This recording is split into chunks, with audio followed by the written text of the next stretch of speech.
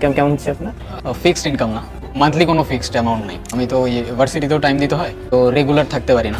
আমি আমার ইন্টার লাইফে যতগুলো অডিশন দিয়েছি 3টা 4টা বাদে সবগুলো থেকে বাদ পড়েছি। তো এই বাইরে কিছু টং দোকান থাকতো, ওখানে বসে চা বিস্কুট খেয়ে নিতাম। আরফান নিশো কিংবা অপূর্বর পর এবার ছোট পর্দা কাঁপাচ্ছেন নির্জয় ও আরশ খান। রোমান্টিক কিংবা ইমোশনাল নাটকের গুরু বলা হয় এই দুই অভিনেতাকে। তো চলুন দেখে নেই তারা তাদের পার্সোনাল লাইফে কে কোথায় অবস্থান করছে, দেখে নেই এক নজরেই। আমার প্রিয়া ছিল প্রতারক, তার দেয়া সকল বাধা মরে গেছে, হয়ে গেছে দেয়া ঘড়ি। দুটো হাত দুটো ঘড়ি, তাই দুই হাতেই পড়ি।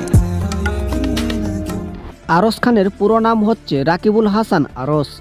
আরশ খানের ছোটবেলা থেকেই স্বপ্ন ছিল অভিনেতা হওয়ার, তাই তো 2005 সালে যাত্রায় অভিনয় করার জন্য ভর্তি হয়েছিলেন তিনি। আরশ খানের বাবা এখন বেঁচে নেই, তার ফ্যামিলিতে রয়েছে শুধু তার মা ও তার ছোট বোন।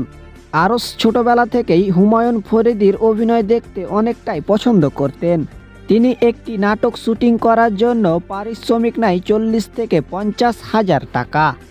খানের এখন বর্তমান বয়স 29 বছর, এমনকি তার হাইট হচ্ছে 5 ফুট 9 ইঞ্চি।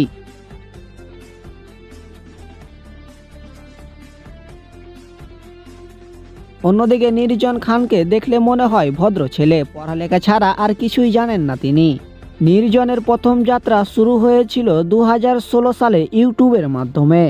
নির্জনের এখন বর্তমান বয়স 22 বছর, এমনকি তার উচ্চতা 5 ফুট 7 ইঞ্চি। নির্জন খান প্রতিটি নাটকে কাজ করার জন্য পারিশ্রমিক নেয় 30 থেকে 40,000 টাকা পর্যন্ত। তো বন্ধুরা, আপনি কার নাটক দেখতে বেশি পছন্দ করেন, আরশ খান নাকি নির্জনের? ওর নামটি অবশ্যই কমেন্টে লিখে যাবেন। আর ভিডিওটি ভালো লাগলে একটা লাইক দিবেন, আর যারা চ্যানেল নতুন অবশ্যই চ্যানেলটি সাবস্ক্রাইব করে দিয়ে আমাদের একটু সাপোর্ট করবেন।